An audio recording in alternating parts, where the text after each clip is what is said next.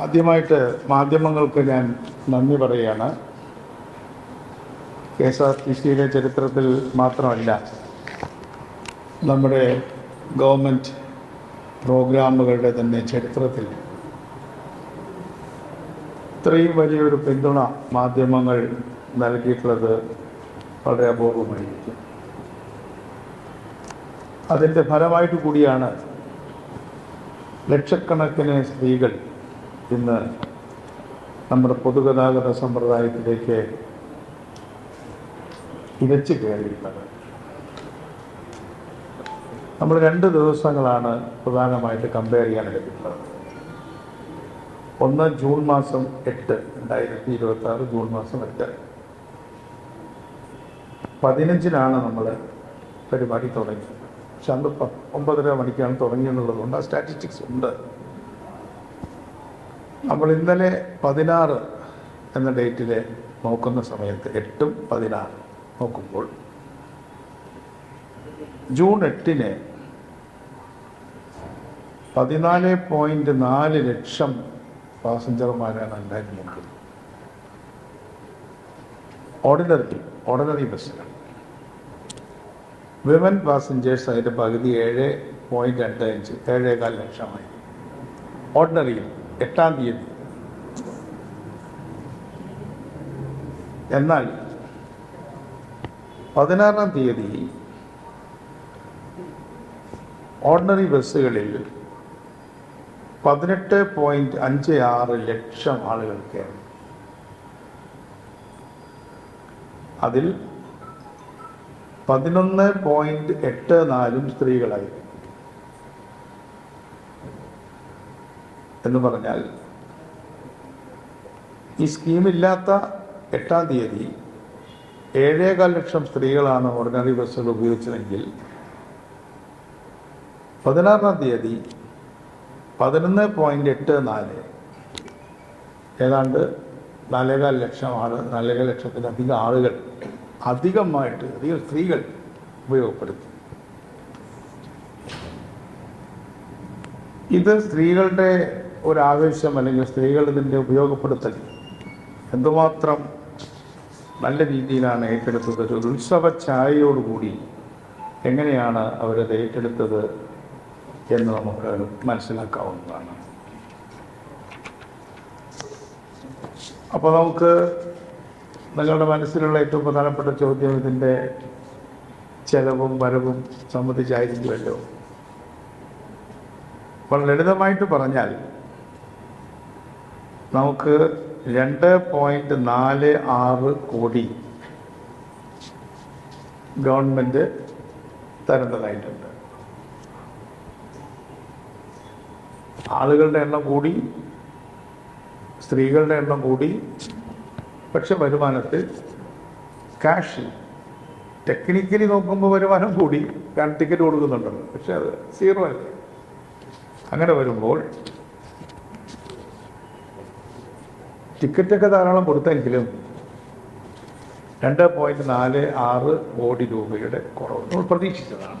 അത് നമ്മൾ എക്സ്പെക്റ്റ് ചെയ്തതാണ്. അപ്പം അതുകൊണ്ട് അതിൽ ഞാൻ KSRTCയുടെ അനാലിസിസ് ഇങ്ങനെ അഭിനന്ദിക്കുകയാണ്. കാരണം അവർ പ്രതീക്ഷിച്ച അതേപോലെ തന്നെയാണ് കാര്യങ്ങൾ നടന്നത്. അതിന് പകരം 4-5 കോടി രൂപ അധികം വന്നിരുന്നെങ്കിൽ നമ്മുടെ എക്സ്പെക്റ്റേഷൻ, പ്രതീക്ഷ തെറ്റെന്ന് മാത്രമല്ല, നമ്മുടെ പണത്തിൻ്റെ കാര്യത്തിൽ വലിയ പ്രോബ്ലം വരുമായിരുന്നു.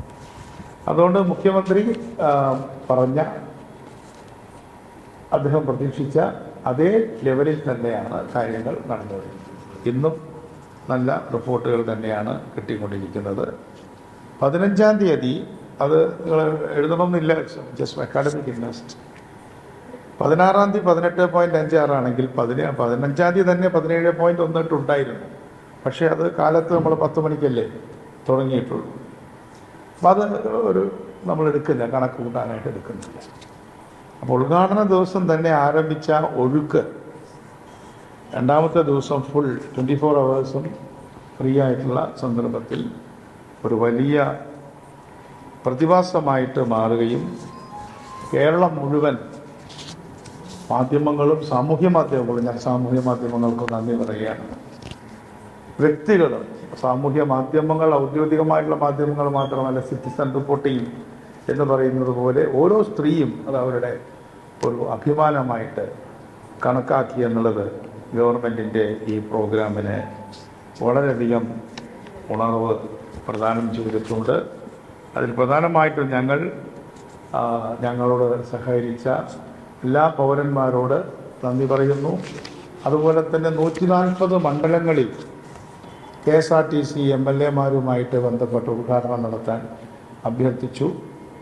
പക്ഷേ അതിലധികം സ്ഥലങ്ങളിൽ 151 സ്ഥലങ്ങളിൽ KSRTC തന്നെ ആളുകൾക്ക് ഈ തരത്തിലുള്ള ഉദ്ഘാടനത്തിൻ്റെ അവസരങ്ങൾ ഉണ്ടാക്കി. ചില മണ്ഡലങ്ങളിൽ ഡിപ്പോയിൽ നമുക്ക് 93 ഡിപ്പോ മാത്രമേ ഉള്ളൂ. എങ്കിലും 151 ഉദ്ഘാടനങ്ങൾ ഔദ്യോഗികമായിട്ട് നടന്നു. പക്ഷേ എൻ്റെ ഒരു അറിവനുസരിച്ച് 1000-ഓളം ചടങ്ങുകൾ, ഏറ്റവും ചുരുങ്ങിയത് 1000-ലധികം ചടങ്ങുകൾ, ലഡു വിതരണമായിട്ടും പായസം കൊടുക്കുന്നതായിട്ടും പിന്നെ പടക്കം പൊട്ടിക്കുന്നതായിട്ടൊക്കെയുള്ള ചടങ്ങുകൾ 1000-ലധികം നടന്നു എന്നാണ് ഞാൻ ഒരു ഇൻഫോർമലായിട്ട്, നിങ്ങൾക്ക് എന്നെക്കാളും കൂടുതൽ അതിനെക്കുറിച്ച് അറിയുന്നുണ്ടാവും. ഇതാണ് ഇന്ന് നിങ്ങളെ അറിയിക്കാനുള്ള പ്രധാനപ്പെട്ട കാര്യം. രണ്ടാമത്തത്, വിമർശനങ്ങളും ഉണ്ടായിട്ടുണ്ട്. വിമർശനങ്ങളോടൊന്നും അലർജിയില്ല. അത് തിരുവനന്തപുരം കേന്ദ്രീകരിച്ചിട്ടുള്ള സിറ്റി ഫാസ്റ്റ്, അതുപോലെ മാത്രമേ ഉള്ളൂ. അത് ഞാൻ കേരളത്തിലെ എല്ലാ ആളുകളും സോഷ്യൽ മീഡിയ ഒക്കെ കാണുന്നതുകൊണ്ട് പറയുകയാണ്. ഈ സിറ്റി ഫാസ്റ്റ് എന്ന് പറയുന്നത് എല്ലാ സിറ്റിയിലും ഇല്ല, തിരുവനന്തപുരത്ത് മാത്രമുള്ള ഒരു കാര്യമാണ് സിറ്റി ഫാസ്റ്റ്. 384 സിറ്റി ഫാസ്റ്റാണ് തിരുവനന്തപുരത്ത് ഓടിക്കൊണ്ടിരിക്കുന്നത്. 384, 384. അതിലൊന്ന് പോലും ഞങ്ങൾ ഒരു ഓർഡിനറി പോലും ഞങ്ങൾ സിറ്റി ഫാസ്റ്റ് ആക്കിയിട്ടില്ല. 384 സിറ്റി ഫാസ്റ്റ് തന്നെയാണ് ഇപ്പോഴും ഉള്ളത്. ഒരൊറ്റ ഓർഡിനറിയെ പോലും ഞങ്ങൾ സിറ്റി ഫാസ്റ്റ് ആക്കിയിട്ടില്ല. എന്നാൽ ഇതിനകം 2 സിറ്റി ഫാസ്റ്റുകളെ ഓർഡിനറി ആക്കാൻ തീരുമാനിച്ചു. അത് തൊഴിലാളികളുടെ ഒരു ആവശ്യം, പൊഴിയൂർ മുതൽ 5 തെങ്ങ് വരെയുള്ള സിറ്റി ഫാസ്റ്റും പാപ്പനംകോട് വിലാസ് ഭവൻ സിറ്റി ഫാസ്റ്റാണ്, അതിനെ ഓർഡിനറി ആക്കുക. അതുകൊണ്ട് ഞാനിപ്പോൾ അങ്ങനെ ഒരു വിമർശനം വന്നു. ചില മാധ്യമങ്ങളൊക്കെ അതിനെ വളരെയധികം സോഷ്യൽ മീഡിയയിലൊക്കെ അത് വന്നു. അങ്ങനെ ആർക്കും ആശങ്ക വേണ്ട. പിന്നെ സിറ്റി ഫാസ്റ്റുകളാണ് എന്നറിയാൻ ഈ 384 സിറ്റി ഫാസ്റ്റിൽ നമ്മൾ സ്റ്റിക്കർ ഒട്ടിച്ചിട്ടുണ്ട്. കാരണം അതിൽ തെറ്റിയിട്ട് ആളുകൾ കയറി കണ്ടക്ടർമാർക്ക് അതൊരു ബുദ്ധിമുട്ടാവരുത് എന്നുള്ളത് കൊണ്ടാണ്. ഞാനിപ്പോൾ ചാലഞ്ചൊന്നും ചെയ്യുന്നൊന്നുമില്ല. നിങ്ങൾക്ക് എവിടെയെങ്കിലും കൃത്യമായി ഏതെങ്കിലും ഒരു ഓർഡിനറിയെ സിറ്റി ഫാസ്റ്റ് ആക്കിയെന്ന് ചൂണ്ടിക്കാണിക്കാൻ ഉണ്ടാവില്ല, എനിക്ക് ഉറപ്പാണുണ്ടാവില്ല. അങ്ങനെ ഉണ്ടാവില്ല. അത് ഞാൻ ചാലഞ്ച് ചെയ്യില്ല, അങ്ങനെ ഇല്ല.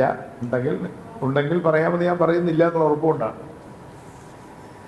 കാരണം ഇവിടെ നിന്ന് തീരുമാനിക്കാതെ വരില്ല. തിരുവനന്തപുരത്ത് മാത്രമേ അതുള്ളൂ, വേറെ കണ്ണൂരോ ഒന്നുമില്ല. മലബാറിലെ TT എന്ന് പറയാം, അവിടെ നിന്ന് പ്രസിദ്ധമായിട്ടുള്ള ടൗൺ ടു ടൗൺ എന്നുള്ള അതൊക്കെ ഇതിൽ പെടുന്ന കാര്യങ്ങളാണ്. ഗ്രാമവണ്ടികളൊക്കെ നേരത്തെ നമ്മൾ അനൗൺസ് ചെയ്തായിരുന്നുകൊണ്ട് കൂടുതലായിട്ടൊന്നും പറയാനില്ല.